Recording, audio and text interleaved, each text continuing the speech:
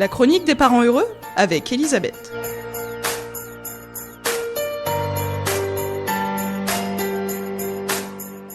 Elisabeth, bonjour. Bonjour Hervé. Les devoirs, mais alors quelle galère. Ah ça oui, enfin pas toujours, ça peut être apaisé, là aussi on peut transformer. On n'est pas obligé de subir les devoirs, on peut les vivre un peu mieux, voire beaucoup mieux. Alors souvent, devoir galère, il s'agit d'un problème de motivation. C'est plutôt comment faire pour motiver mon enfant. Pour motiver mon enfant à travailler tout seul, c'est motiver mon enfant tout simplement à avoir envie d'y aller. Alors, vous pouvez déjà commencer à prendre le temps d'être avec votre enfant. Pas être avec en portant le souci de votre enfant, c'est juste être avec pour l'accompagner, être à ses côtés. L'écouter, déjà écouter, c'est quoi en fait ? Qu'est-ce qui se passe là ? C'est quoi ton blocage ? Très souvent, on pose des étiquettes, on est déjà en train de lui chercher des solutions avant même de l'avoir écouté. Alors attention, parce que oui, vous allez lui chercher des solutions, mais attention, ce sera vos solutions, ce sera peut-être pas celles qui lui correspondent. Et là, vous serez doublement déçus parce que ça ne marche pas. Ah, ça marche pas, les devoirs, quelle galère, mais ça marche pas parce que c'est peut-être pas ses solutions. Donc écoutez votre enfant, et puis s'il n'est pas tellement causant, regardez-le faire. Prenez le temps d'être à ses côtés, sans injonction. On n'est pas là pour faire les devoirs, on est là pour être avec lui pendant les devoirs. Vous allez peut-être observer comment il s'organise, comment il prend peut-être pas le bon matériel, voilà. Mais plutôt que de lui faire remarquer, lui dire « laisse-moi faire » ou « tiens, tu devrais faire ça », là vous pouvez tout de suite le mettre en situation de blocage ou alors en situation de repli. Oui, il va vous laisser faire, mais la fois prochaine ce sera la même chose, il sera toujours pas autonome dans ses devoirs et c'est bizarre, il en aura de plus en plus peur ses devoirs. Et ça peut-être qu'il va pas vous le dire, mais peut-être qu'il sera de plus en plus devant l'écran ou à traîner devant le dessin animé de sa petite sœur ou à continuer à jouer au Playmobil. C'est peut-être qu'au fond de lui, il a peur d'y aller. Alors, vous vous mettez à ses côtés et puis, si vous voyez qu'il a besoin d'un peu d'aide, vous faites avec lui. Donc chaque fois que vous faites quelque chose, vous essayez d'écrire ce que vous faites. Tu vois là, oui, je prends la règle parce que je pense que pour faire ton tableau, ce sera beaucoup plus ajusté, ça va guider ta main. Voilà, là, peut-être que pour faire ton exercice de grammaire, est-ce qu'on pourrait utiliser ce livre de Becherel par exemple ? Voilà, on le prend ensemble. Puis montre-moi, qu'est-ce que tu trouves dedans ? Allez, je vais le faire parce que tu m'as l'air un peu perdu. Bon, et encore là, j'ai envoyé un scud. Faites attention, vous voyez, ça sort très vite. Tu m'as l'air un peu perdu, ça peut être vite mal perçu. Je vais t'aider, donc on regarde ensemble. Et là, vous pouvez parler tout haut. Oui, alors je regarde dans le sommaire. Alors oui, on est sur les compléments circonstanciels de temps. Donc je vais à la page, voilà, là, à la page 30, il me montre. Voilà, essayez de décrire et de rendre votre enfant acteur de ce que vous faites. Il est vraiment avec vous. Et puis dans un deuxième temps, laissez-le faire. Confiez-lui le plus possible de prise de décision, de propositions, voilà, qu'il devienne autonome petit à petit tout en étant rassuré par votre présence à ses côtés.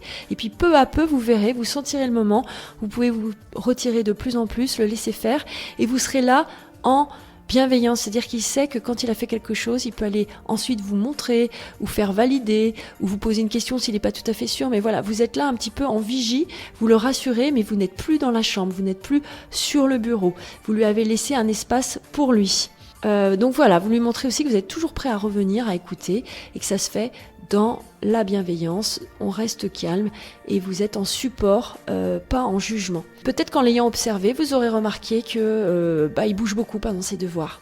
Là aussi, on évite les étiquettes. Peut-être que votre enfant a besoin de bouger. Il y a des enfants, c'est en étant debout ou couchés dans la chambre qu'ils arrivent à se concentrer.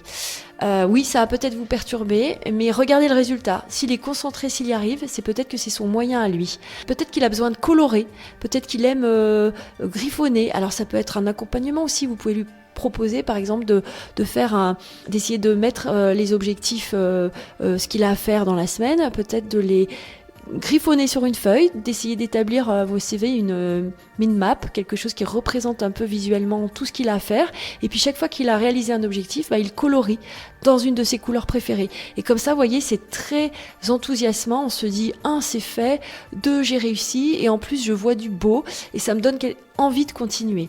Et puis un dernier outil, peut-être pour les plus grands, mais aussi pour dès l'école primaire, quelque chose qui peut les aider à fixer des objectifs, c'est la méthode SMART.